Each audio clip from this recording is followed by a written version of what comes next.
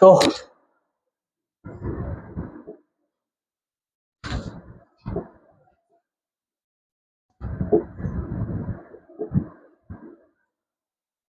Topic कौन सा था? लास्ट जो डायमैग्नेटिक मटेरियल्स है ना, वो मटेरियल्स जिसमें मैग्नेटिक प्रॉपर्टी होती है कौन सी वाली? डायमैग्नेटिज्म। यानी अगर उनको एक्सटर्नल मैग्नेटिक फील्ड में रखें, पहले तो उनके हर एक एटम का नेट मैग्नेटिक मोमेंट जीरो होता है। जब एक्सटर्नल मैग्नेटिक फील्ड में रखते हैं, due to electromagnetic induction property they oppose, या उनके अंदर जो मैग्नेटिक मोमेंट प्रॉपर्टी जो पहले जीरो होती थी वो आने लगती है अपोजिट डायरेक्शन में, है ना, जिसके वजह से they weakly repelled in external magnetic field and try to move from strong magnetic field region to weak magnetic field region. ठीक है, उसमें शुरुआत में मैग्नेटिक मोमेंट जीरो होता है, हर एक एटम का, इंडिविजुअल एटम का मैग्नेटिक मोमेंट जीरो होता है, और उसमें क्या बोलते हैं, नेट मैग्नेटाइजेशन भी जीरो होता है।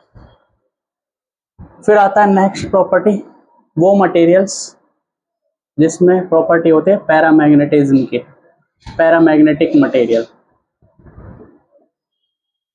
टॉपिक डालो paramagnetic materials.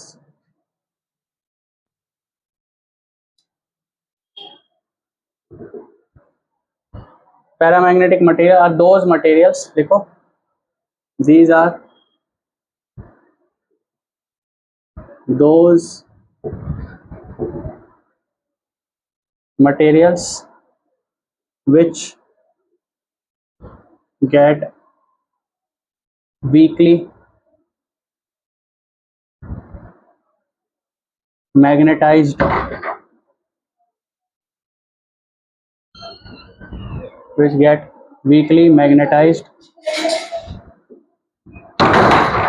when placed in external magnetic field.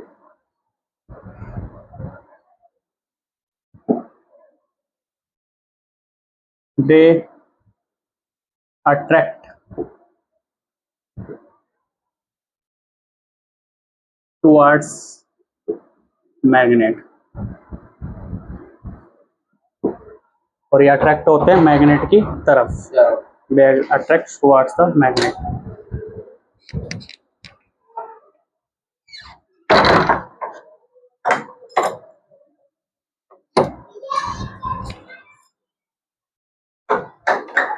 They attract towards magnet, magnet की तरफ अट्रैक्ट होते हैं। ठीक है, यानी इस ये वीक मैग्नेटिक फील्ड रीजन से स्ट्रॉन्ग मैग्नेटिक फील्ड रीजन में जाते हैं ना, मैग्नेट की तरफ अट्रैक्ट हो रहे हैं, तो मैग्नेट के पास स्ट्रॉन्ग मैग्नेटिक फील्ड रीजन है, तो यहाँ से यहाँ मूव करेंगे, और वो यहाँ से यहाँ, यानी रिपेल्ड होता था, ये अट्रैक्ट हो रहा है।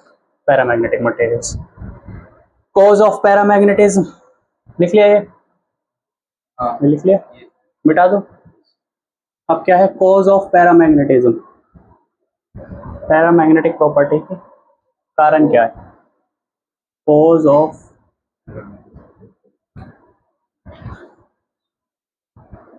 पैरामैग्नेटिज्म। पैरामैग्नेटिज्म क्या है? देखो, मान लो कोई ये मटेरियल है, पैरामैग्नेटिक मटेरियल, इसके हर एक एटम में, इसके हर एक एटम में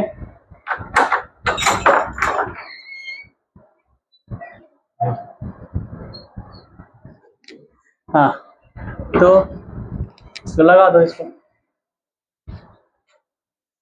चल लेगा। हाँ, तो पैरामैग्नेटिक मटेरियल क्या होता है? Cause of paramagnetism. डायमैग्नेटिज्म में क्या था? वो डायमैग्नेटिज्म में था कि हर एक एटम का नेट मैग्नेटिक मोमेंट जीरो था।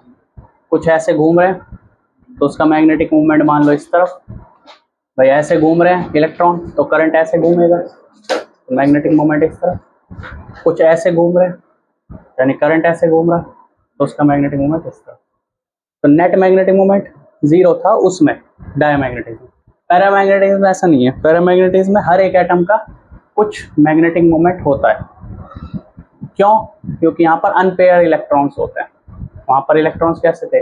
पेयर। वहाँ पर पेयर थे, तो 5 ऐसे घूम रहे हैं, उनका मैग्नेटिक मोमेंट 5 ऐसे घूम रहे हैं, तो मैग्नेटिक मोमेंट कैंसिल आउट हो गया, तो नेट मैग्नेटिक मोमेंट 0 हो गया।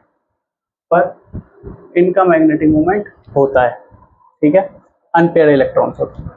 तो हर एक एटम का मैग्नेटिक मोमेंट होता है, हर एक एटम का मैग्नेटिक मोमेंट होता है। ये मैग्नेटिक मोमेंट दिखा रहे हैं हम।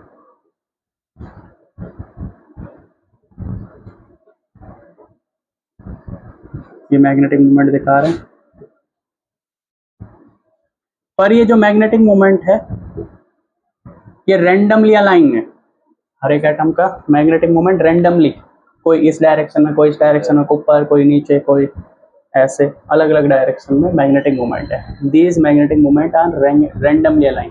सो नेट मैग्नेटिक मोमेंट इज 0।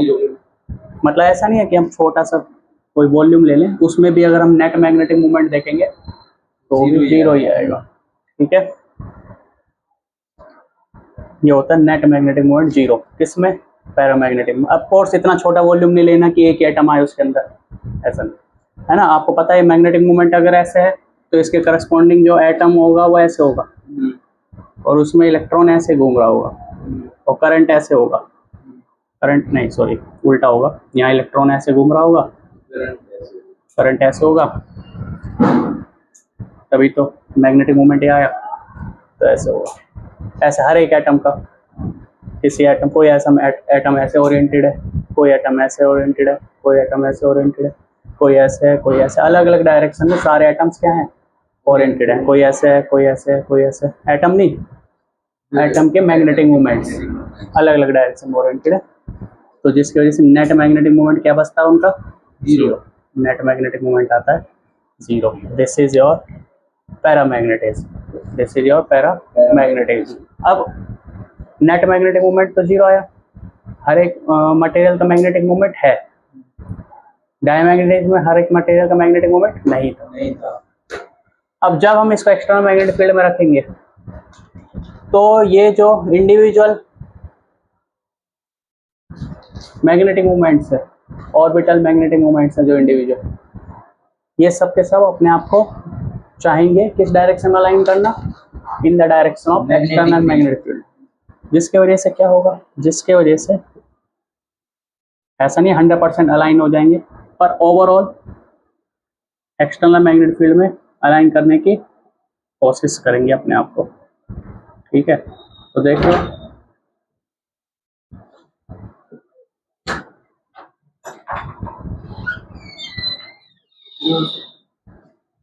तो ये सब के सब अपने आप को ट्राई कर रहे हैं इस डायरेक्शन में मैग्नेटिक फील्ड, क्योंकि एक्सटर्नल मैग्नेटिक फील्ड इस डायरेक्शन में लगाई गई है।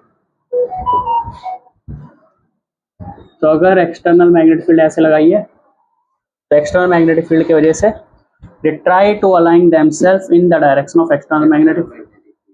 तो नेट मैग्नेटाइजेशन पहले तो 0 था, अब नेट मैग्नेटाइजेशन इस डायरेक्शन में आ जाएगा, इस डायरेक्शन में नेट मैग्नेटाइजेशन आ जाएगा, जिसकी वजह से इसके अंदर मैग्नेटिक फील्ड की प्रॉपर्टी आ जाएगी। ये मटेरियल खुद में एक वीक मैग्नेट बन जाएगा, जिसकी वजह से बाहर एक्सटर्नल मैग्नेटिक फील्ड है, अंदर भी एक्सटर्नल मैग्नेटिक फील्ड होगा, और साथ में इसका अपना खुद का मैग्नेटिक फील्ड होगा जो इसी डायरेक्शन में होगा, है ना। अगर ये आपका मैग्नेटिक मोमेंट है तो ये होगा नॉर्थ, ये होगा साउथ, है ना। तो इसका भी तो मैग्नेटिक फील्ड होगा इस डायरेक्शन में, जिसकी वजह से अंदर का मैग्नेटिक फील्ड बाहर के कंपेयर में थोड़ा सा ज़्यादा होगा, थोड़ा सा बताया था लगभग 10⁵ टाइम्स में 1 और हो जाएगा। मान लो 10 लाख टेस्ला मैग्नेटिक मोमेंट है तो अंदर हो जाएगा 10 लाख 1, बहुत वीक होता है। तो एक्सटर्नल मैग्नेटिक फील्ड में ये मैग्नेटिक फील्ड बढ़ जाएगा, अंदर का मैग्नेटिक फील्ड बढ़ जाएगा। पिछले वाले में क्या था? बाहर का ज्यादा था, अंदर कम था, क्योंकि जो ये एटॉमिक वो थे मैग्नेटिक मोमेंट ये 0 थे शुरुआत में, एक्सटर्नल मैग्नेटिक फील्ड में ये इस डायरेक्शन में ना होके, एक्सटर्नल मैग्नेटिक फील्ड में ये इस डायरेक्शन में ना होके इस डायरेक्शन अपोजिट डायरेक्शन में थे। किसमें? डायमैग्नेटिज्म। इसमें उसका नेट मैग्नेटिक मोमेंट कम हो गया। लेकिन ये पहली बात तो ये जीरो नहीं है शुरुआत में, रैंडमली अलाइन है क्योंकि अनपेयर इलेक्ट्रॉन्स है। और जब एक्सटर्नल मैग्नेटिक फील्ड में रखा तो ये इस डायरेक्शन में आ गए। किस डायरेक्शन में? इन द डायरेक्शन ऑफ, जिसके वजह से मैग्नेटिक फील्ड बढ़ गया। 100% अलाइनमेंट कब होगी? जब होगी जब टेम्परेचर बहुत कम हो जाए। टेम्परेचर की वजह से ये रैंडमली अलाइन हो जाते हैं, कोई ऐसे कोई ऐसे कोई ऐसे कोई ऐसे कोई। इन सबको एक ही डायरेक्शन रखने के लिए टेम्परेचर बहुत कम करना पड़ेगा। जितना कम टेम्परेचर हो उतना ज़्यादा अलाइनमेंट सही होगी।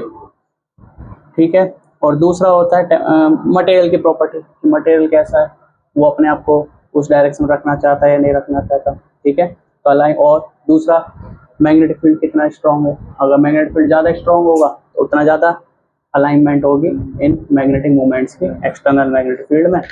और जो आपका मैग्नेटिक मटेरियल है वो क्या बन जाएगा?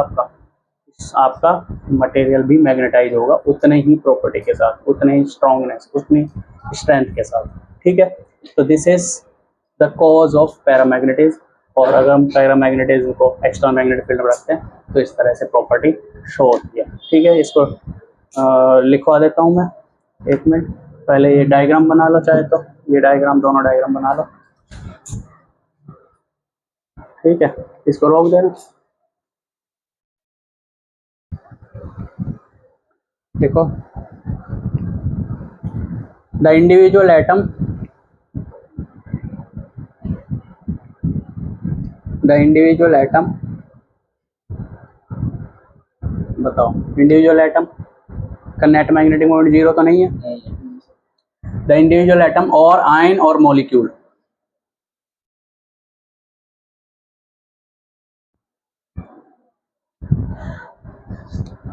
और molecule of a paramagnetic material, of a paramagnetic material possess, possess मतलब उनके पास है, P O double C E double S ऐसे पजेस नहीं, P O C E double S E double possess a permanent magnetic dipole moment. या ऐसे लिख लो, possess a permanent magnetic dipole moment.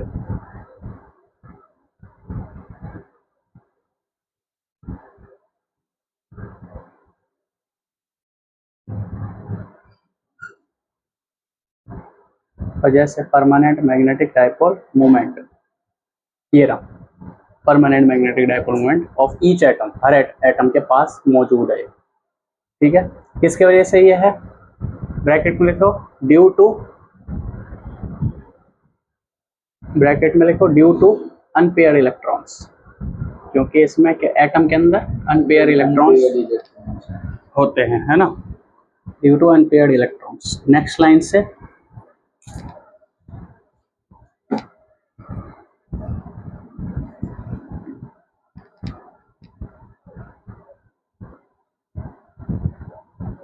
But due, but ऐसे नेक्स्ट लाइन से, but the alignment, alignment,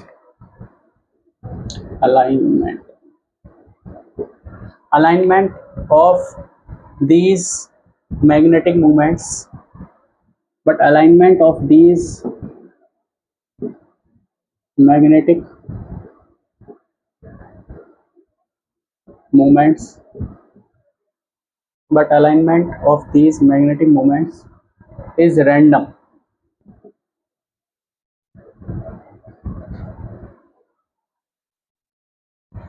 तो in magnetic moments की जो alignment है वो कैसी है? रैंडम। ऐसे नहीं सब एक डायरेक्शन में। सो net magnetic moment, so net magnetic moment of material या सब्सटेंस इज जीरो। तो नेट मैग्नेटिक मोमेंट क्या है? जीरो है। ऐसा नहीं है कि यहाँ पर आया प्लस एम, अपोजिट डायरेक्शन में कोई ना कोई सा एक अपोजिट डायरेक्शन में होगा, वो माइनस एम हो गया। एक ऊपर हो गया, एक ऐसे हो गया प्लस एम, एक ऐसे हो गया अपोजिट डायरेक्शन में कहीं माइनस एम, एक एम ऐसे हो गया, एक कहीं ऐसे हो गया। तो इस वजह से नेट मैग्नेटिक मोमेंट क्या रहेगा, जीरो रहेगा पूरे सब्सटेंस का। पूरे सब्सटेंस है या इस सब्सटेंस का कोई छोटा सा वॉल्यूम लेते हैं तो उस वॉल्यूम में भी जीरो रहेगा।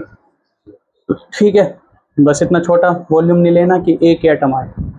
ठीक है, ये हमारे मैग्नेटोस्टैट्स जो हम टॉपिक पढ़ रहे हैं मैग्नेटोस्टैट्स में आता है, पिछला आता था इलेक्ट्रोस्टैट्स। उसकी लिमिट है कि वो क्लासिकल मैग्नेटोस्टैट्स है, तो उसमें हम एटॉमिक लेवल पे नहीं जा सकते। एटॉमिक लेवल पे जाएंगे तो फिर क्वांटम फिजिक्स में चले जाएंगे, अभी हम क्लासिकल फिजिक्स पढ़ रहे हैं। ठीक है, तो जब हम छोटा सा वॉल्यूम लेते हैं तो उसमें भी नेट मैग्नेटिक मोमेंट क्या रहेगा, जीरो रहेगा। ठीक है, this randomness of magnetic moments is increased with temperature. This randomness of magnetic moments is increased with the temperature.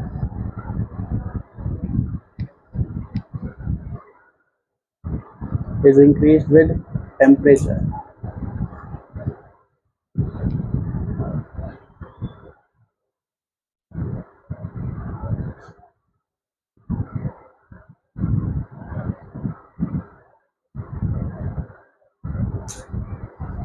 मतलब कोई इस डायरेक्शन में, कोई ऐसे, कोई ऐसे, कोई ऐसे, कोई ऐसे। तो ये जो रैंडमनेस है ये टेम्परेचर के साथ और ज़्यादा बढ़ जाती है। ठीक है,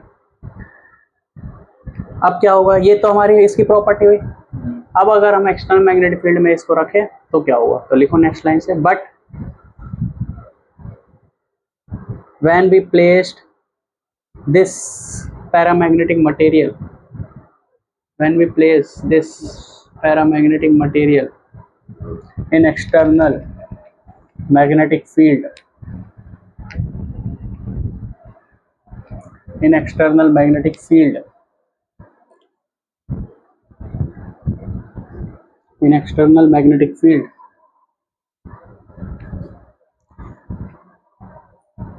the individual magnetic dipoles या magnetic moments, the individual magnetic dipoles try to align themselves, individual magnetic dipoles try to align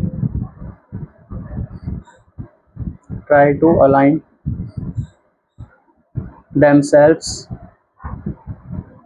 in the direction of external magnetic field,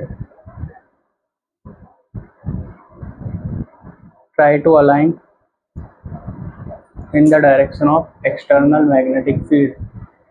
यानी जो ये डाइपोल्स हैं हर एक एटम, देखो जो ये अकेले हर एक एटम के डाइपोल हैं, ये मान लो कोई ऐसे इस डायरेक्शन में जो एक्सटर्नल मैग्नेटिक फील्ड लगाते हैं तो तुम्हें पता ही है, यहाँ नॉर्थ यहाँ साउथ, तो इसका प्लस एम होगा, इसका माइनस एम होगा, इस पर फोर्स ऐसे लगेगा एम बी, इस ऐसे लगेगा तो एक टॉर्क बनेगा, मैग्नेटिक टॉर्क, जो इसको ट्राई करेगा इस डायरेक्शन में लाएंगे, इसी डायरेक्शन में लाएंगे। अब कितना ज़्यादा वो इस डायरेक्शन में आ पाता हो वो दो चीज़ों पर डिपेंड करता है कि ये मैग्नेटिक फील्ड कितना स्ट्रॉन्ग है और टेम्परेचर कितना कम है। जितना ज़्यादा टेम्परेचर होगा उतना ज़्यादा रैंडमनेस बढ़ेगी, तो एक ही डायरेक्शन में लाने के लिए रैंडमनेस कम करनी पड़ेगी, तो उसके लिए टेम्परेचर भी कम करना पड़ेगा। लेकिन ये टॉर्क लगेगा, इस टॉर्क की वजह से ये इस डायरेक्शन में आने की कोशिश करेगा। तो क्या लिखा हमने, try to align themselves in the direction of external magnetic field. इसके वजह से क्या होगा, ऑलमोस्ट सभी मटेरियल एक एटॉमिक डाइपोल अपने आप को एक्सटर्नल मैग्नेटिक फील्ड में लाने की कोशिश करेंगे, जिसकी वजह से अब नेट मैग्नेटिक मोमेंट जीरो नहीं होगा जैसे पहले था। So due to this material itself get magnetized, so the material get magnetized, so the material get magnetized। मतलब क्या हुआ, इतना हुआ कि अगर हम कोई वॉल्यूम ले तो उस वॉल्यूम में जो नेट मैग्नेटिक मोमेंट था जीरो नहीं रहेगा, ऑलमोस्ट एक डायरेक्शन में ज़्यादा उसका प्रभाव होगा, ज़्यादा उसकी डोमिनेंसी होगी एक डायरेक्शन में, और वो नेट मैग्नेटिक मोमेंट इस डायरेक्शन में होगा, ठीक है। और जिसकी वजह से नेट मैग्नेटिक मोमेंट जीरो नहीं होगा, मैग्नेटाइजेशन जीरो नहीं होगा। मैग्नेटाइजेशन क्या होता है वो पढ़ेंगे हम बाद में, मतलब ये तो समझ आ रहा है मैग्नेटिक मोमेंट अब जीरो नहीं होगा, ठीक है। जिसकी वजह से ये मटेरियल वीकली मैग्नेटाइज हो जाएगा, so the material get weakly magnetize, get weakly magnetized, so the material get weakly magnetized and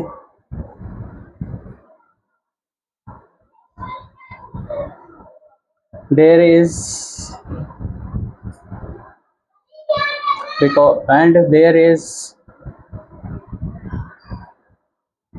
enhancement of magnetic field inside the material.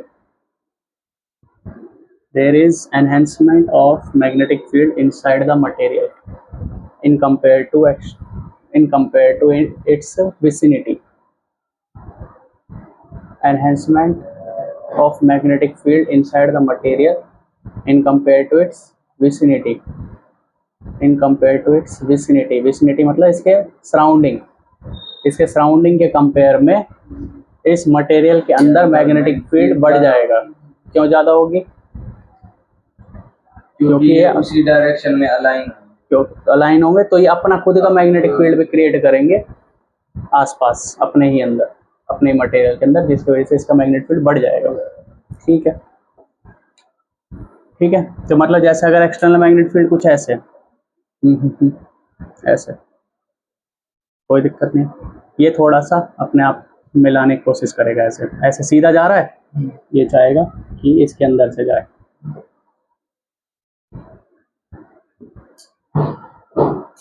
कोई बाहर से भी जा रहा होगा, समझ आ रहा है? तो जिसकी वजह से अंदर मैग्नेटिक फील्ड बढ़ गया इन कंपेयर टू आउटसाइड, तो एक्सटर्नल मैग्नेटिक फील्ड, और अंदर क्या होगा? एक्सटर्नल मैग्नेटिक फील्ड तो है ही, प्लस में इंड्यूस मैग्नेटिक फील्ड हो गया, ये जो मैग्नेटिक फील्ड इंड्यूस हुआ है इसका खुद का, तो बढ़ गया मैग्नेटिक फील्ड। पिछले वाले में था माइनस था इंड्यूस, क्योंकि अपोजिट डायरेक्शन, ठीक है। तो हम कह सकते हैं जो इनसाइड मैग्नेटिक फील्ड है बी इनसाइड वो ज़्यादा होगा, है ना, बी एक्सटर्नल। ये इंड्यूस है, इनसाइड नहीं है, इंड्यूस हो गया, मतलब बाहर के मैग्नेटिक फील्ड ने इसको ऐसे प्रभावित किया कि वो भी इसी डायरेक्शन में मैग्नेटिक फील्ड आ गया। पिछली बार बाहर के मैग्नेटिक फील्ड ने उसको ऐसा प्रभावित किया कि अपोजिट डायरेक्शन मैग्नेटिक फील्ड आ गया, ठीक है। तो मैग्नेटिक मूवमेंट की वजह से मैग्नेटिक फील्ड बना है, तुम्हें पता है मैग्नेटिक मूवमेंट की वजह से जो मैग्नेटिक फील्ड बनता है 2km/r³ बनता है, ये मैग्नेटिक मूवमेंट है, उसकी वजह से मैग्नेटिक फील्ड इतना बनता है ना। तो वो है, ये इंड्यूस मैग्नेटिक फील्ड बना है इसके वजह से, और ये है m जो आ रहा है। लिख लो जल्दी, डायग्राम बना लो। तो इसकी वजह से अंदर का मैग्नेटिक फील्ड बढ़ जाएगा, अंदर का मैग्नेटिक फील्ड बढ़ जाएगा।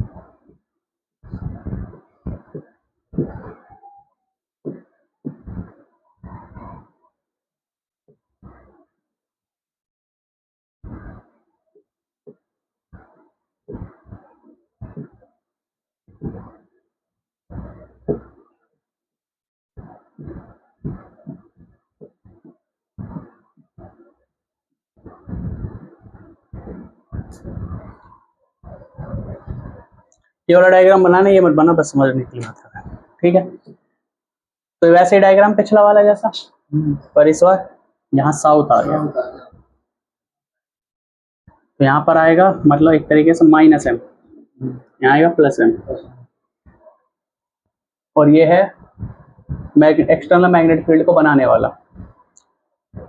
तो यहाँ पर जो फोर्स लगेगा वो इस तरफ लगेगा, F1 फोर्स, वो लगेगा MB1, और यहाँ पे जो फोर्स लगेगा वो मैग्नेटिक फील्ड ऐसे है ना, एक्स्ट्रा मैग्नेटिक फील्ड ऐसे, तो इसमें तो अपोजिट डायरेक्शन लगता है मैग्नेटिक फील्ड के, और प्लस वाले में लगता है इन the direction.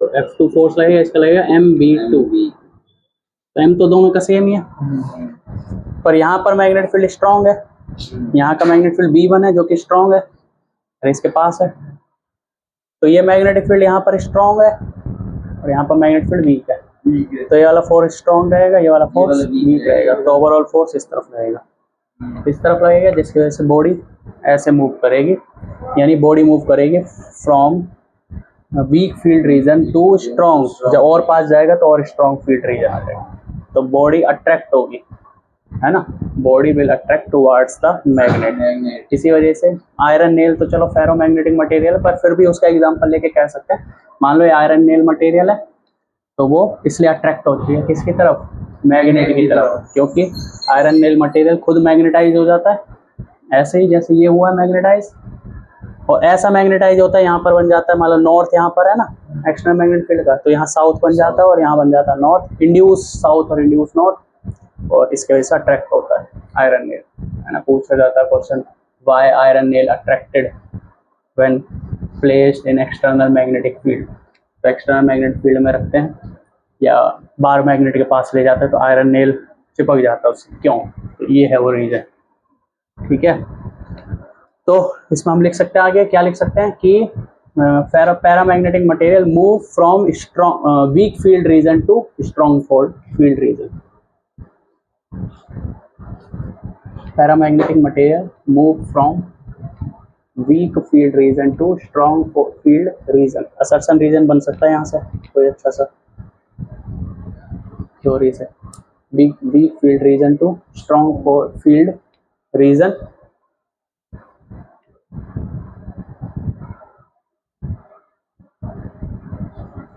Strong field region, और इसको हम कह सकते हैं अट्रैक्टेड टुवर्ड्स द मैग्नेट,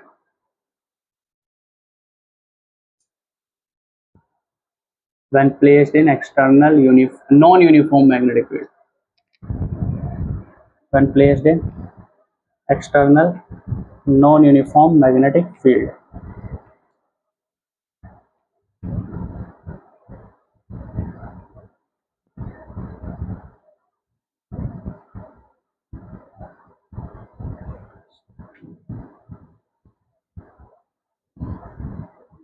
ठीक है।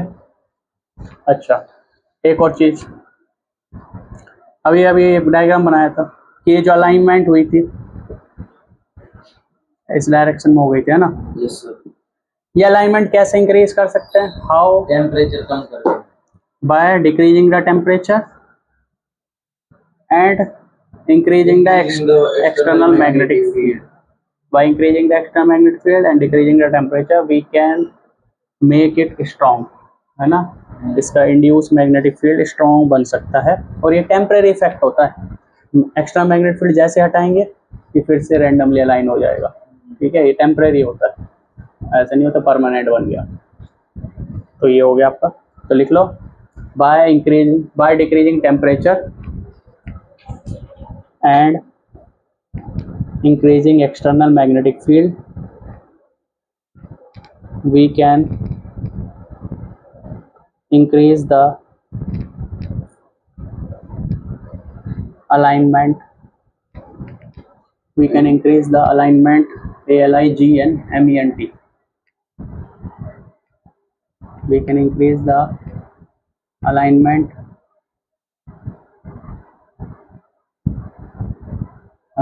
of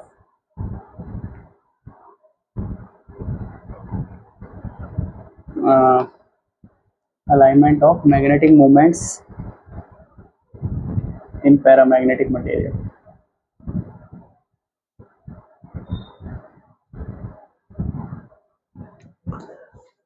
एग्जाम्पल लिख लो इसके पैरामैग्नेटिक मटेरियल के।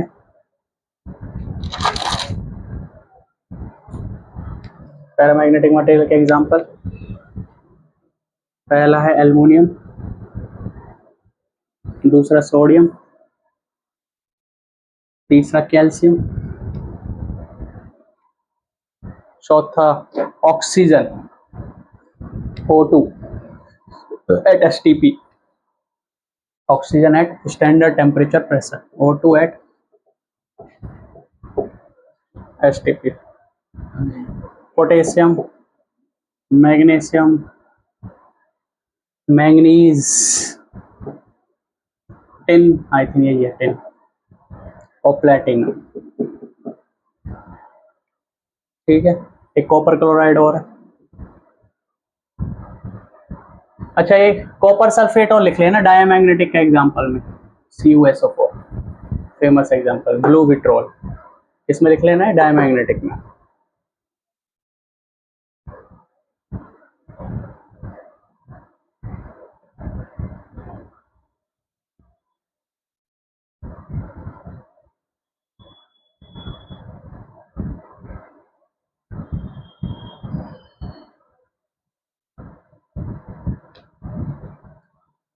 ठीक है, ठीक है। नेक्स्ट आओ ferromagnetic material.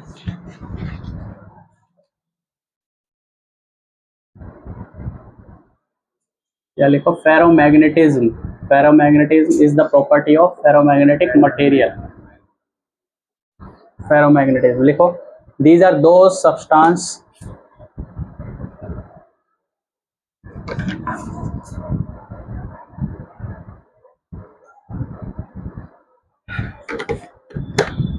these are those substances which get strongly magnetized. These are those substances which get strongly magnetized when placed in external magnetic field. These are those substances which get strongly magnetized when placed in external magnetic field. Paramagnetic था, weekly magnetised, और ये है strongly magnetised when placed in external magnetic field. ठीक है, तो cause of paramagnetism, sorry cause of ferromagnetism, ferromagnetism का cause क्या है, कारण क्या है, तो उसको बताने के लिए एक डोमेन थ्योरी बताई जाती है। ठीक है, तो कॉज ऑफ फेरोमैग्नेटिज्म, मान लो ये फेरोमैग्नेटिक सब्सटेंस है, हर एक एटम, इसमें क्या होता है, इसमें भी हर एक एटम के पास नेट मैग्नेटिक मोमेंट जीरो नहीं होता, जैसे पैरामैग्नेटिज्म में नहीं होता, इसमें भी नहीं होता पैरामैग्नेटिज्म, मतलब इस पे पेयर्ड इलेक्ट्रॉन होते हैं, अनपेयर्ड इलेक्ट्रॉन्स होते हैं। लेकिन इनमें कुछ एटम के बीच में ऐसी इंटरेक्शन होती है कि बहुत सारे एटम्स एक ही डायरेक्शन में अलाइन होते हैं, मतलब उन सबका मैग्नेटिक मोमेंट एक ही डायरेक्शन में अलाइन होता है। लेकिन ऐसा पैरा में नहीं था, पैरा में तो रैंडमली अलाइन थे सारे एटम्स, लेकिन इसमें बहुत सारे एटम्स, लगभग बिलियंस ऑफ एटम्स एक साथ एक ही डायरेक्शन में अलाइन होते हैं। तो जैसे मान लो ये सारे के सारे एटम्स के जो मैग्नेटिक मोमेंट है वो सब सेम डायरेक्शन में, ऐसा कहते हैं। ठीक है, फिर उसके बाद आगे मान लो कोई दूसरे वाले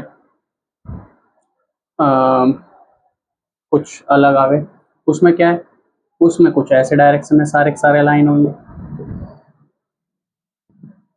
एटम के बीच में कुछ ऐसी इंटरेक्शन होगी कि करोड़ों खरबों एटम्स एक ही डायरेक्शन में लाइन होंगे, फिर कहीं पर ऐसे होंगे,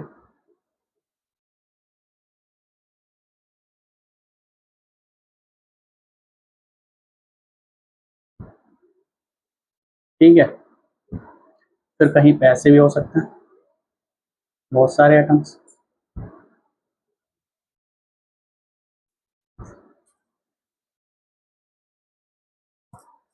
जो ये पूरा रीजन है जिसमें बहुत सारे एटम्स अलग अलग डायरेक्शन में लाइन है, मतलब अलग अलग नहीं, सेम ही डायरेक्शन में लाइन है, इस पूरे रीजन को बोलते हैं, इस पूरी जगह को बोलते हैं डोमेन। क्या बोलते हैं? डोमेन। डोमेन। इसमें एटम एटम के बीच में ऐसे इंटरेक्शन होती है कि सारे के सारे एटम्स सेम डायरेक्शन में होते हैं, सारे के सारे एटम्स सेम डायरेक्शन में होते हैं, ऐसे। ठीक है, सारे के सारे एटम सेम डायरेक्शन में।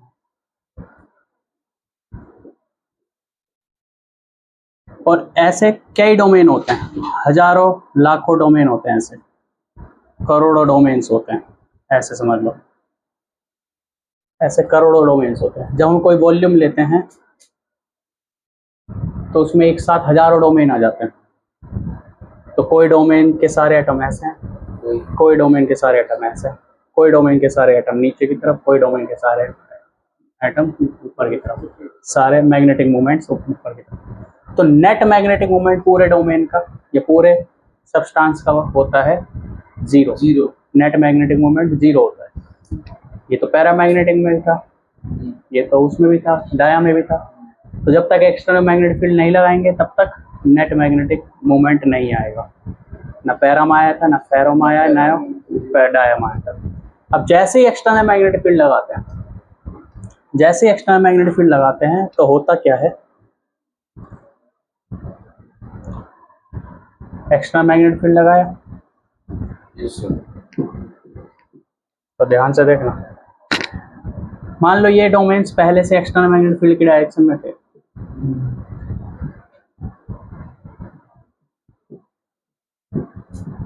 सारे के सारे।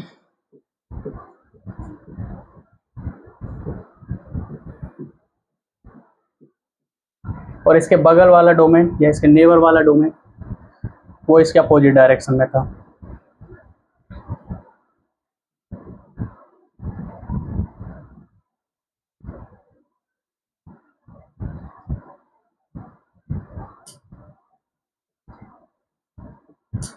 ठीक है, ऐसे दो डोमेन्स के बीच में होती है वॉल, जिसको बोलते हैं डोमेन वॉल। ठीक है, तो ऐसा नहीं होगा ये वाला इस डायरेक्शन में, ये वाला इस डायरेक्शन में, डोमेन वॉल के राइट में जाए तो ऐसे, डोमेन वॉल के लेफ्ट में जाए तो ऐसे, ऐसे नहीं होगा। स्मूथ ट्रांजिशन होता है। स्मूथ ट्रांजिशन मतलब ये वाले इस तरफ, ये वाले इस तरफ, लेकिन बीच वाले जो डोमेन वॉल के आसपास वाले होंगे वो कुछ ऐसे होंगे।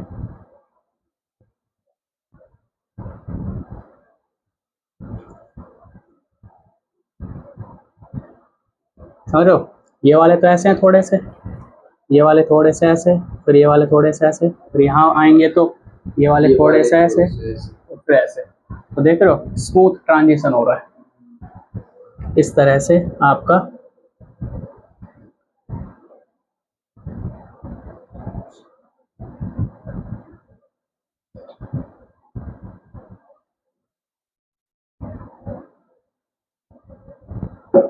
तो ये रियलिटी है, ऐसे ही होता है, ऐसे होता है।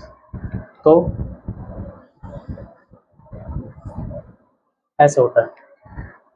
ये है डोमेन वॉल के पास का नज़ारा।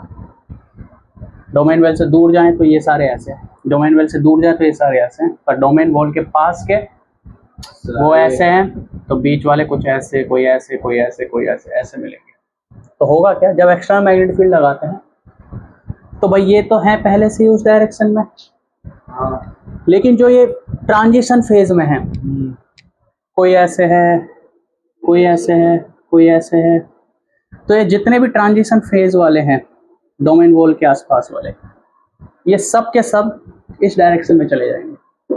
किस डायरेक्शन में? इन the direction of external magnetic field. वही टॉर्क लगेगा वगैरह। तो जिसके वजह से मैग्नेटिक फील्ड की डायरेक्शन में जाने वाले मैग्नेटिक मूवमेंट्स की संख्या बढ़ जाएगी। इतने तो थे ही पहले से, लेकिन इतना रीजन और सारा का सारा इस डायरेक्शन में चला गया, यानी वो डोमेन्स जो मैग्नेटिक फील्ड की डायरेक्शन में थे उनका साइज बढ़ गया। पहले वो इतने थे, उसके बाद इतना अब यहाँ तक हो गया। और वो डोमेन जो मैग्नेटिक फील्ड के अपोजिट डायरेक्शन में थे उनका साइज घट गया, घट गया, ये श्रिंक कर गए। और वो डोमेन बढ़ गए, वो ग्रो कर गए, जिसके वजह से मतलब पहले खरबों एटम्स का magnetic movement external magnetic field की डायरेक्शन में एक साथ अलाइन कर गया, सारा के सारे एक साथ अलाइन कर गए, जिसके वजह से ये magnetic strong magnetic field character दिखाता है। कौन? फेरोमैग्नेटिक। क्योंकि एक एक डोमेन में 10 की पावर 11 एटम्स होते हैं। 10 की पावर 11 एटम यानी 100 करोड़ 1000 करोड़ कुछ ऐसे, इतने एटम्स। और इतने सारे एटम्स एक साथ जब सारे के सारे एक्सटर्नल मैग्नेटिक फील्ड में जाएंगे और इसके नेबर वाले एटम्स भी, उसमें भी जो ट्रांजिशन फेज में है वो भी उसी डायरेक्शन में चले जाते हैं, जिसकी वजह से क्या होता है, जिसकी वजह से आपका मैग्नेटिक मूवमेंट मैग्नेटिक फील्ड की डायरेक्शन वाले डोमेन्स का साइज बढ़ जाता है, और जो मैग्नेटिक मूवमेंट के एक्सटर्नल मैग्नेटिक फील्ड के अपोजिट डायरेक्शन वाले डोमेन्स का साइज घट जाता है, जिसकी वजह से ये बहुत स्ट्रॉन्ग मैग्नेटिक फील्ड बन जाता है। हाँ, बहुत ज़्यादा स्ट्रॉन्ग मैग्नेटाइजेशन वाला मटेरियल बन जाता है। और ये फेरोमैग्नेटिक प्रॉपर्टी, ये मतलब वीक नहीं होता पैरामैग्नेटिक की तरह, ये स्ट्रॉन्ग मैग्नेटिक फील्ड करेक्टर दिखाता है। तो this is the domain theory. तो इसको लिखो जरा एक बार, ये डायग्राम बना लो चाहे तो। These are called domains, these are called domains. ठीक है, डोमेन वॉल्स के बारे में चाहे लिखना चाहो लिखो, नहीं तो वैसे बुक में है नहीं, बस ये लिखा हुआ उन्होंने कि डोमेन्स के वॉल के मतलब डोमेन, वो वाले डोमेन्स जो मैग्नेटिक फील्ड की डायरेक्शन में होते हैं वो ग्रो कर जाते हैं, बस इतना लिखा हुआ है बुक में, और ज़्यादा एक्स्ट्रा लिखा नहीं हुआ इसमें, बाकी होता है ऐसे ही है। ठीक है, तो आप ऐसे दिखा सकते हो नीचे वाले डायग्राम को, ये तो समझाने के लिए मैंने बताया आपको। ठीक है, तो नीचे वाले ऊपर वाला डायग्राम तो ये बिना एक्सटर्नल मैग्नेटिक फील्ड के, नीचे वाला डायग्राम आप ऐसे बना सकते हो। क्या दिखता है? डोमेन्स, अधिकतर डोमेन्स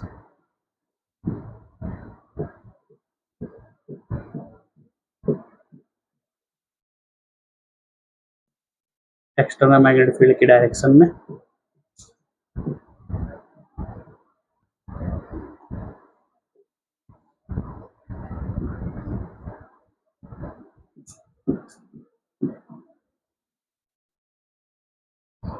या फिर अगर हम दिखाएं तो ऐसे दिखा सकते हैं।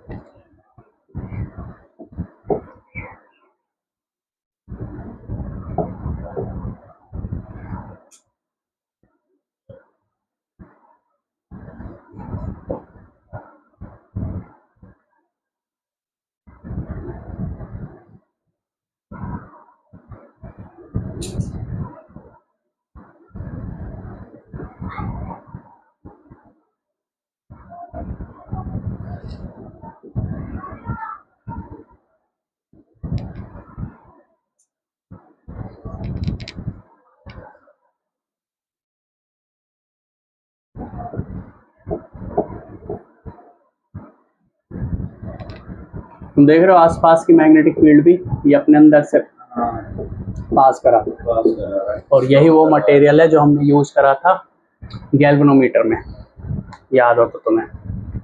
गैल्वेनोमीटर में मैग्नेटिक फील्ड स्ट्रॉन्ग कराता है ताकि करंट सेंसिटिविटी स्ट्रॉन्ग हो जाए। तो करंट सेंसिटिविटी बढ़ाने के लिए वहाँ पर एक फेरोमैग्नेटिक मटेरियल लेते थे। हम क्या पढ़ रहे हैं, फेरोमैग्नेटिक मटेरियल तो पता है। तो वो क्या करता था, मैग्नेटिक फील्ड आसपास के मैग्नेटिक फील्ड को भी अपने अंदर से गुजारता था ताकि मैग्नेटिक फील्ड स्ट्रॉन्ग। तो देखो यहाँ तक की मैग्नेटिक फील्ड भी उसने अपने अंदर से पास कराई है, मतलब बाहर से जाने नहीं देता, अपने अंदर से स्ट्रॉन्ग करा देता है। कैसे होता है ये, होता कैसे है? Of course external magnetic field,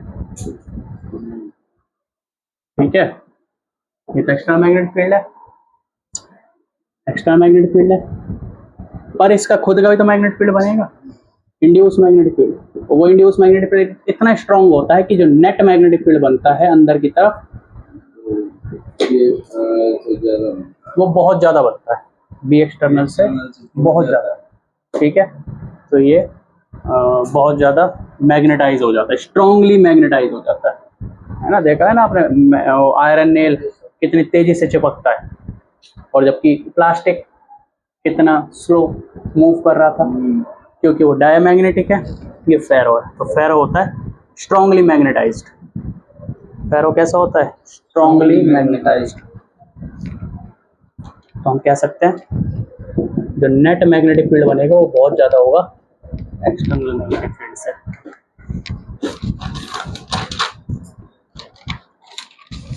अच्छा,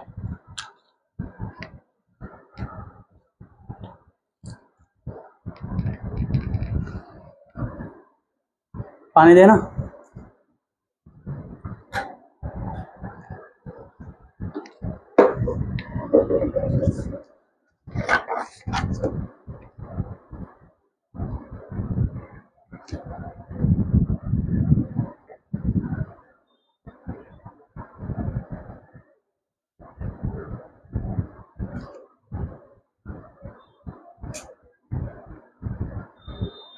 कौन सा आएगा? 23।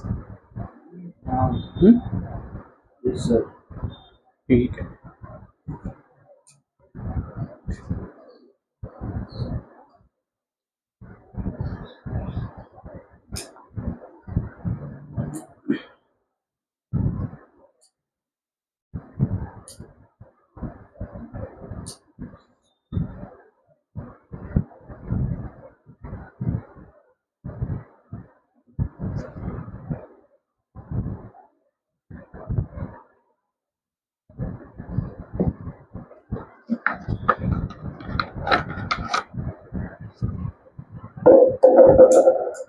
ठीक है, लिख लिया।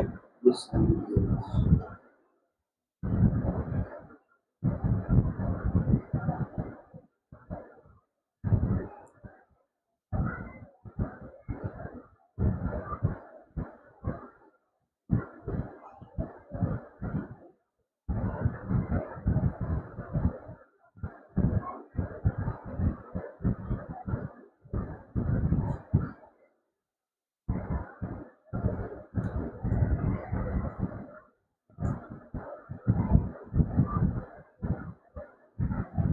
ये वाला बना, ये वाला तो बना नहीं है। ऊपर ऊपर। हाँ हाँ बिल्कुल, ये तो बना नहीं है।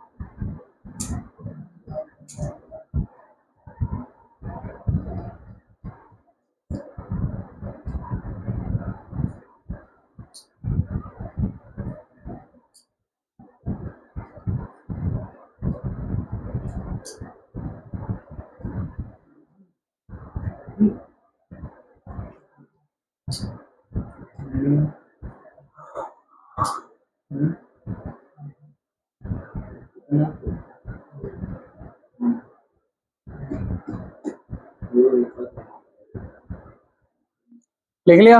Yes sir. सॉरी, हाँ बना रही है। अब इसमें पता है दो तरह के फेरोमैग्नेटिक मटेरियल होते हैं।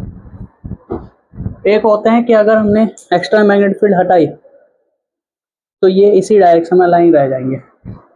इसी डायरेक्शन में अलाइन रहने की वजह से ये बन जाएंगे आपके मतलब permanent magnet, will behave as a permanent magnet. ठीक है, और ऐसे मटेरियल को हम यूज करते हैं परमानेंट मटेरियल बनाने के लिए। यानी बार मैग्नेट जो बने होते हैं वो किससे बने होते हैं? फेरोमैग्नेटिक मटेरियल से। बार मैग्नेट जो बना होता है वो किससे बना होता है? फेरोमैग्नेटिक मटेरियल से। फेरोमैग्नेटिक मटेरियल में भी दो तरह के होते हैं। एक, जो एक्स्ट्रा मैग्नेटिक फील्ड लगाया तो वो मैग्नेटिक फील्ड रिटेन रह जाएगा। रिटेन कर लेगा मतलब उसी में कैद रह जाएगा एक तरीके से, और मतलब वो परमानेंट मैग्नेट की तरह बिहेव करेगा। ऐसे फेरोमैग्नेटिक मटेरियल को बोलते हैं हार्ड फेरोमैग्नेटिक मटेरियल। क्या बोलते हैं? Hard ferromagnetic material. और ऐसे भी होते हैं ferromagnetic material, extra magnet field लगाया तो परमानेंट मैग्नेट बन गए, तो मैग्नेट बन गए वो, यानी नेट मैग्नेटिक मोमेंट आ गया। जैसे एक्स्ट्रा मैग्नेट फील्ड हटाया फिर से रैंडमली अलाइन हो गए उनके डोमेन्स में। तो ये होते हैं सॉफ्ट फेरोमैग्नेटिक मटेरियल। यानी जब तक आप मैग्नेट फील्ड दे रहे हो तब तक वो मैग्नेट बन रहे हैं। तुमने मैग्नेट फील्ड हटाया तो उनकी मैग्नेटिक प्रॉपर्टी खत्म हो गई। तो ऐसे मटेरियल को बोलते हैं सॉफ्ट फेरोमैग्नेटिक मटेरियल। जो हमने यूज किया था गैल्वेनोमीटर में वो था सॉफ्ट, क्योंकि हम चाह रहे थे सिर्फ तब तक यूज करना जब तक हम करंट फ्लो करा रहे हैं। तो वो फेरोमैग्नेटिक मटेरियल बन रहा है, वो फेरोमैग्नेटिक मटेरियल मैग्नेट की तरह बिहेव करेगा, है ना। तो वो अपना काम करेगा जब तक करंट उसमें से फ्लो कर रहा है। करंट फ्लो करना बंद कर दिया तो ये बन गया वापस से। तो हम जो भी इलेक्ट्रिक करंट के एक्सपेरिमेंट्स में जो हम मटेरियल यूज करते हैं फेरोमैग्नेटिक मटेरियल, वो करते हैं सॉफ्ट इलेक्ट्रोमैग्नेट बनाते हैं। मान लो किसी मटेरियल को, मान लो यही है सोलिनॉइड में आपको पता है करंट फ्लो कराते हैं तो ये मैग्नेट बन जाता है। मान लो इसकी मैग्नेटिक प्रॉपर्टी बढ़ानी है तो अंदर तो एयर है, इसके अंदर कोई मटेरियल डाल दो और वो मटेरियल डाल दो फेरोमैग्नेटिक मटेरियल, तो इसकी मैग्नेटिक प्रॉपर्टी बढ़ जाएगी। मैग्नेटिक प्रॉपर्टी बढ़ जाएगी। लेकिन हमने करंट घटा दिया तो ये मैग्नेट बना रह जाएगा। अगर हमने hard magnetic ferromagnetic material use कर लिया, हम चाहते हैं हम करंट ऑन करें तो मैग्नेट बने, करंट बंद करें तो मैग्नेट खत्म हो जाए। तो हम कौन सा फेरोमैग्नेटिक मटेरियल यूज करेंगे यहाँ पर? सॉफ्ट, हार्ड वाला यूज नहीं करेंगे। हार्ड होता है परमानेंट मैग्नेट बनाने के लिए। मान लो आपको वो है क्या बोलते हैं, मैग्नेटिक नीडल है, अरे जो कंपास मैग्नेटिक कंपास होता है जो डायरेक्शन देखने का काम आता है, वो हार्ड फेरोमैग्नेटिक मटेरियल से बना होता है। और जो इलेक्ट्रोमैग्नेट में जो फेरोमैग्नेटिक मटेरियल यूज होते हैं वो सॉफ्ट फेरोमैग्नेटिक मटेरियल यूज होते हैं, क्योंकि हम उनको टेम्परेरी बनाना चाहते हैं, और जो जिनको परमानेंट बनाना चाहते हैं वो हार्ड वाले होते हैं।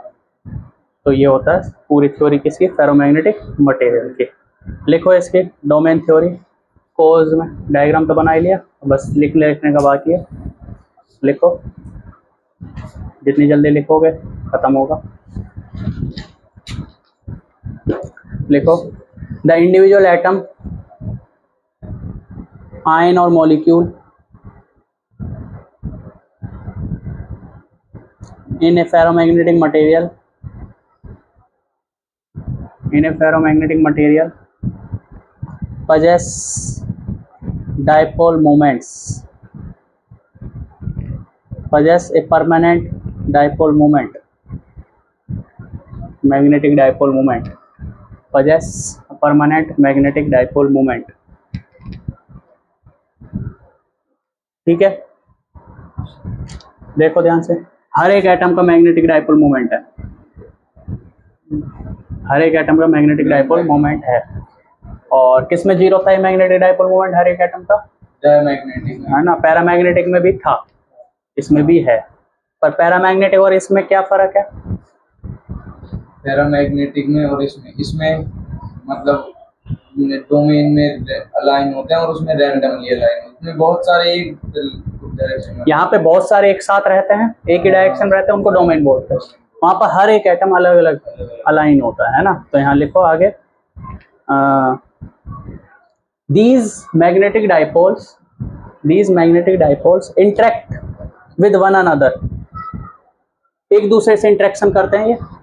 These magnetic dipoles interact with one another in such a way that they align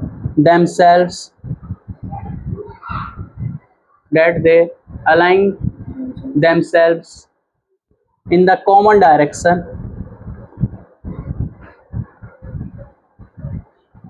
in a large volume. ऐसा नहीं छोटा मोटा, बहुत सारे atoms in a large volume called domain. उस वॉल्यूम में जितने भी एटम्स होंगे वो सारे के सारे सेम डायरेक्शन में लाइन होंगे और उस बड़े वॉल्यूम को क्या बोलते हैं? डोमेन. ठीक है. Each domain has net magnetization, या ये कह लो each domain has non zero magnetization. Has non zero magnetization. जैसे हैज नॉन जीरो मैग्नेटाइजेशन, जैसे ये इस पूरे डोमेन का मैग्नेटाइजेशन इस डायरेक्शन में, इस पूरे डोमेन का मैग्नेटाइजेशन इस पूरे डोमेन का मैग्नेटाइजेशन, है ना. तो पूरे डोमेन का मैग्नेटाइजेशन एक डायरेक्शन में इसका. लेकिन जब कई सारे डोमेन एक साथ लेते हैं तो नेट मैग्नेटिक मोमेंट क्या आता है? जीरो, क्योंकि कोई ऐसे मिलेगा. तो लिखो आगे. Each domain has non zero magnetization. The size of each domain is about 1 millimetre. The size of each domain is about 1 millimetre. अलग अलग पॉइंट्स में लिख लो इनको ताकि ऐसा ना लगे बहुत बड़ा बड़ा सा. The size of each domain is about 1 millimetre. Next point. Each domain contain 10 raise to power 11 atoms. है ना, हो गया 100,000 करोड़ कुछ हो गए. Each domain contains 10 raise to power 11 atoms. तो इतने सारे मैग्नेटिक मोमेंट्स मिलेंगे. 10 raise to power 11 magnetic moments. हर एक एटम का एक मैग्नेटिक मोमेंट होता है. तो each domain has 10 raise to power 11 atoms. Next, in the material there are thousands of या millions of domains. In the material मतलब ये पूरा मटेरियल है. मटेरियल के अंदर बहुत सारे डोमेन्स है, millions of domains है. In the material there are millions of domains and all domains are randomly aligned. अगर हम डोमेन्स की बात करें तो वो randomly aligned है. कोई डोमेन ऐसे है, कोई डोमेन ऐसे है, कोई डोमेन पीछे की तरफ है, कोई डोमेन नीचे है, कोई डोमेन ऐसे है. तो each domain are randomly aligned. So net magnetic moment of the material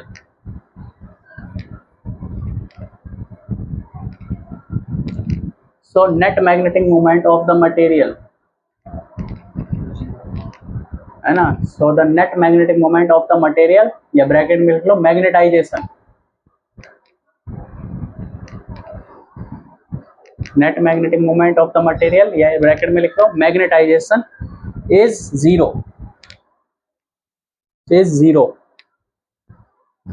ठीक है. तो भाई हजारों डोमेन्स हैं, लाखों डोमेन्स हैं, एक डोमेन ऐसे, एक डोमेन ऐसे, एक डोमेन ऐसे. तो नेट मैग्नेटिक मोमेंट क्या हो जाएगा? जीरो. नेक्स्ट लिखो. When we apply external magnetic field,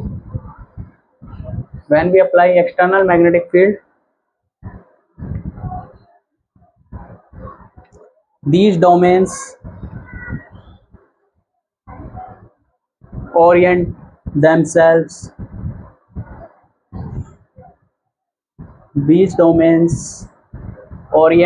themselves in the direction of external magnetic field. Next point.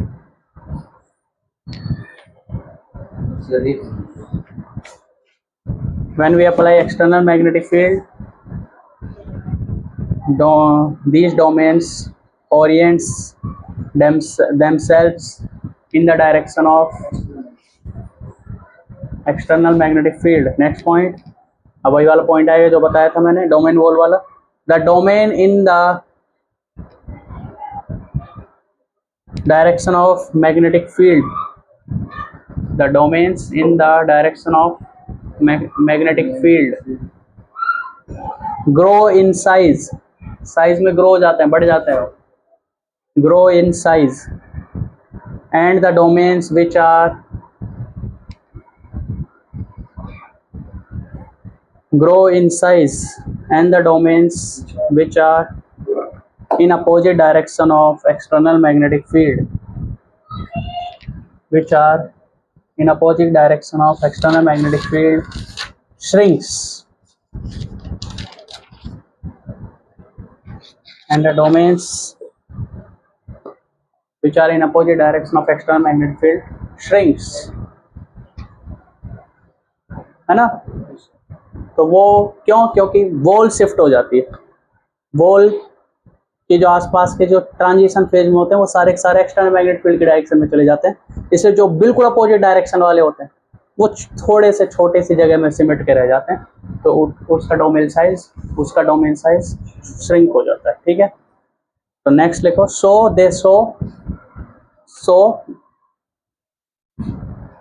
ये लिख लो, so these ferromagnetic materials show, SHOW, so these ferromagnetic materials show strong magnetization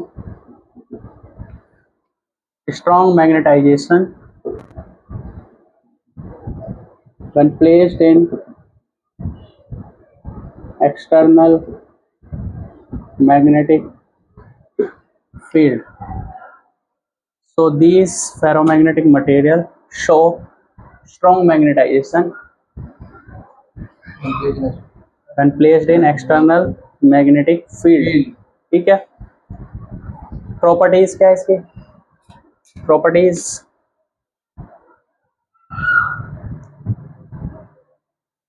देखो, ferromagnetic material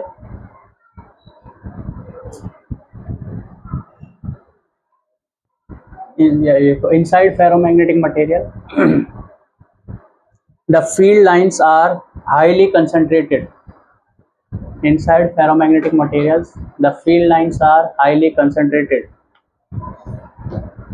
Inside ferromagnetic material the field lines are highly concentrated.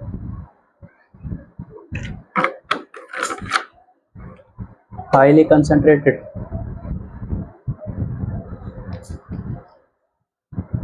तो तुम देखा बाहर का external magnetic field के कंपेयर में इसके अंदर मैग्नेटिक फील्ड बहुत ज़्यादा हाईली कंसंट्रेटेड हो जाती है, इतना ज़्यादा कंसंट्रेशन उसमें नहीं था पैरामैग्नेटिज्म में जितना इसका, highly concentrated. Next, they have strong tendency to move,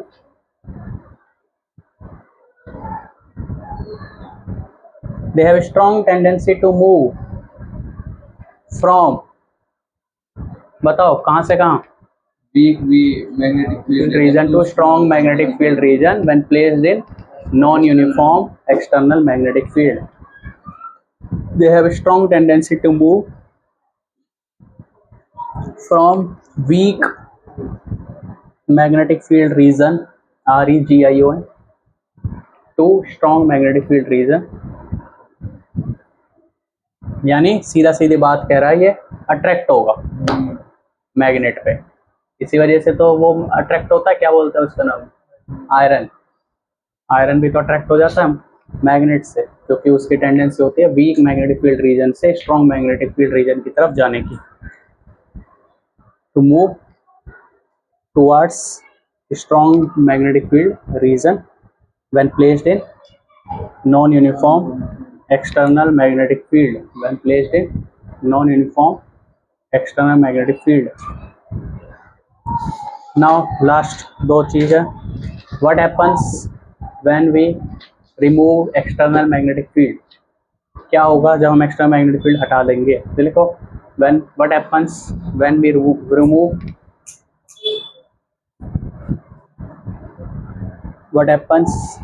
remove external magnetic field, what happens when we remove external magnetic field, external magnetic field, ठीक है, पहला पॉइंट लिखो इसमें, इन some ferromagnetic materials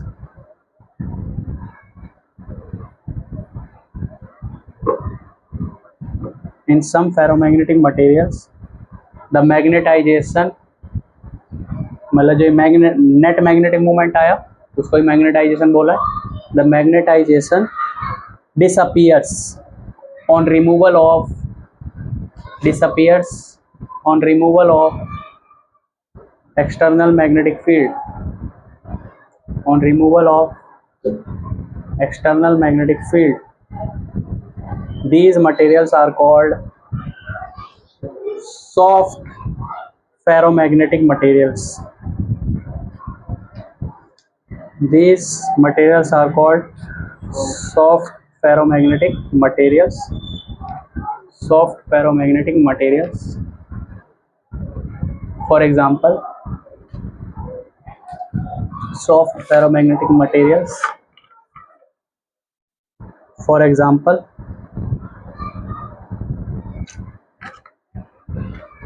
iron, cobalt, निकल और है गैडोलीनियम। आयरन, कोबाल्ट, निकल, एक है गैडोलीनियम एक्सेट्रा। आयरन, कोबाल्ट, निकल और है गैडोलीनियम, ठीक है। और सेकंड पॉइंट, लास्ट पॉइंट जो हमारे आज के लेक्चर का, in some ferromagnetic materials the magnetization retain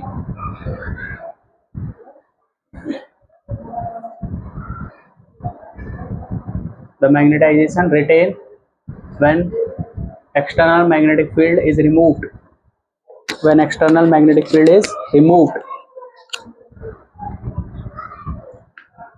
When external magnetic field is removed, such materials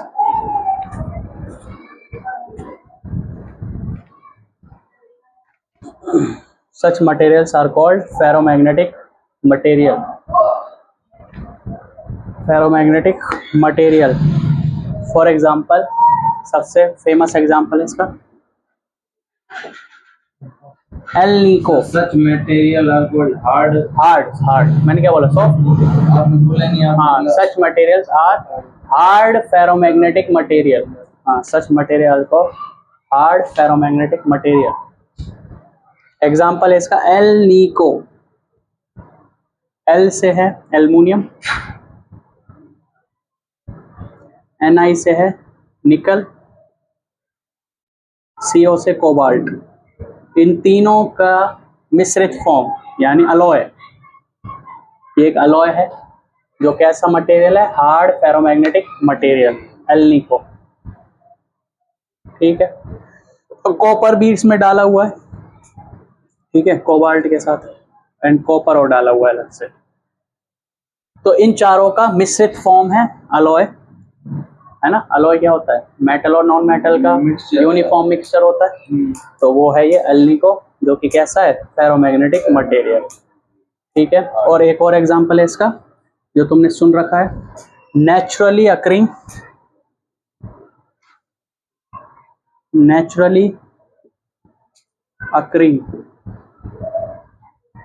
lodestone.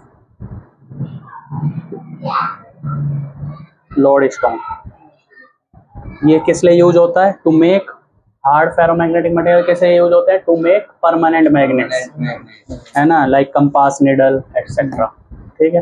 तो these ferromagnetic materials are use to make permanent magnets like compass needle, ठीक है। तो ये खत्म।